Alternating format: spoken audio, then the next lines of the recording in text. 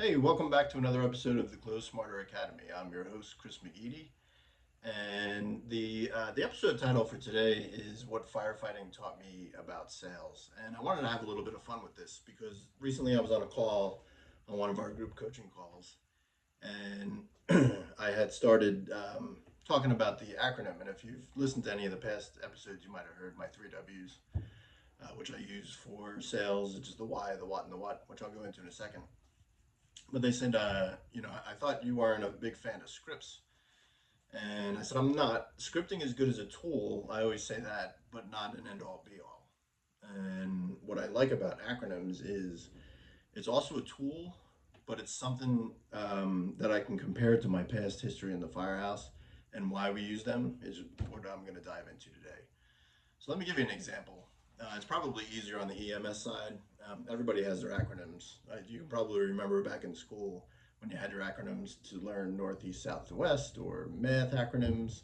What is it, my dear Aunt Sally? Something similar to most industries out there that you want something quick to remember. So we had something in the EMS world, which anybody out there that's a first responder will relate to and know is second nature, was sample. There's a number of them, but I'll use sample as a sample. And what that stands for is signs and symptoms, allergies, medications. Hopefully, I can remember all these. Past medical history, last oral intake, and events leading up to why we're there in the first place. So that was samples. So these are things that we need to hit on a call or in a conversation with a patient in this case to be able to best help them. So what I love about that is, as opposed to scripting, if you follow a script like reading out of a book, it's exactly what it's going to sound like. It's either going to sound like you're reading out of a book or you're a robot, and people can't relate to that, not on an emotional level. Like, you need to have human conversations, just like this. Like, pretend like we're talking right now, right? So when I use my three W's as opposed to a script, it's because we want to answer why on the sales side. Why are we speaking today? Not necessarily because you need to sell a house, but why do you need to sell the house? That we want to get the answer to that. What happens if we're able to make this work today and move forward, and I'm able to buy the house and you're able to sell the house? What does that mean for you? What is that solving? What kind of problems are you bringing to the table that are going to be solved by this? What does it open up for you? What is it preventing from the future? And the flip side of that, no pun intended, is what happens if we can't make this work, because we're not, all of our offers are not going to be accepted. That's just, it's just the nature of the beast. We can't buy every single house that we make an offer on, and they're not going to be able to sell us every house that they reach out about. So is there another avenue that we can point them to? Would it be best for them to rent the house out? Would it be best for them to list the house? These are things that we need answered. But to get the answers to those questions, we need a map, if you will. And the example I'll use here is that you want all of the answers, or you want all of the questions, excuse me, answered, but you're not going to be able to do it in the same format every single time. Just like back in the firehouse, just like back on the ambulance, every sales call is going to be different. Every fire call was different. Every ambulance call was different. So if I go in, let me give you this example. If I go into somebody's house and there's an elderly gentleman sitting on the couch, and we roll up in the ambulance, and I walk in and I say, "Hello, sir. What seems to be going on today?" And he tells me his shoulder hurts. We've started with S, right? We know what his signs and symptoms are. Can we move on to A? And allergies? Sure, we can say you're allergic to anything. Can we ask him if he's on any medications? Absolutely. So as you go down the list, you can get those answers to the questions that you're looking for to be able to fill that sample acronym, if that makes sense.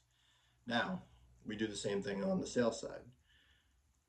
What has you reaching out to us today is we're getting to that why that we need for the first W. Why are we speaking today? What has you reaching out? What has you wanting to sell in the first place? What made you reach out to me today? Why are we having this conversation? You see where I'm going with that? And that's where it marries each other. Now, let's come back to the EMS side. Same scenario. We're on the way to the house. Same elderly gentleman. We walk in the front door. There's nobody around but that guy, face down on the floor, unconscious. Changes the whole dynamic. We still want to answer as many questions as we can, or get the answers to as many questions as we can. But now the whole scenario has just changed. We can't go in there and say, "Hey, what's going on? How are you feeling?" Like, what are your signs and symptoms? Because he's unconscious, right? It changes. So you would need to be able to pivot. So this is why I'm a fan of acronyms, because it gives you a guideline or a map as to what you need answered, the questions that you need answered. But if something happens along the way, just like in a sales conversation, if there's a curveball thrown your way, you need to be able to pivot and have that conversation with them and pivot with them and know where you are in the conversation because of what you've accomplished so far. So if we only have two of the three answers that we need, we know we need to, you know, we need to get the answer to that third question. That's fine. In some cases, that might take you 20 minutes. In some cases, that might take you 40 minutes. It depends on how that conversation flows.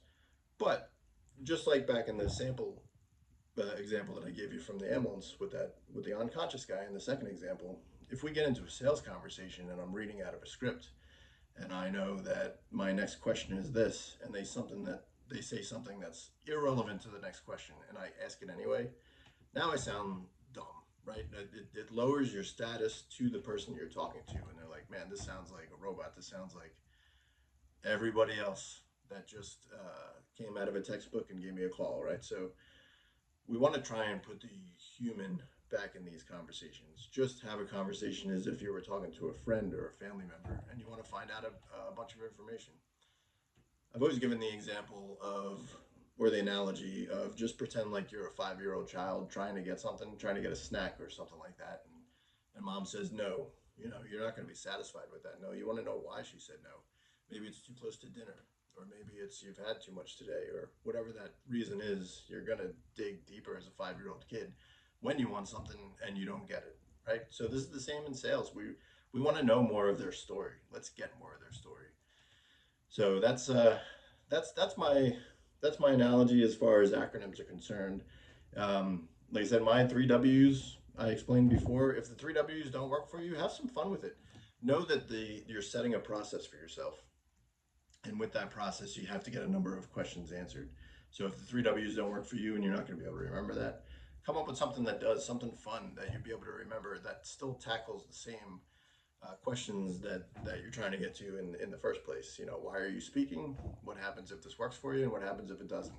I came up with that because I feel like it was pretty easy. WWW seems to be everywhere in the world today, so I can relate it to that. It's something I'll never forget. So hope that helps. There'll be more of these, so if you like this video, make sure you like and subscribe to the channel. This is the first video podcast for the Close Smarter Academy. There is plenty on any of the podcast places that you can go to, Spotify, Apple, and all the other ones. I've been doing them audio till now, but now I'm kind of splitting up and doing some video, and I'll still have the audios updated, but we're have some fun with some videos too. So until next time, have a good one.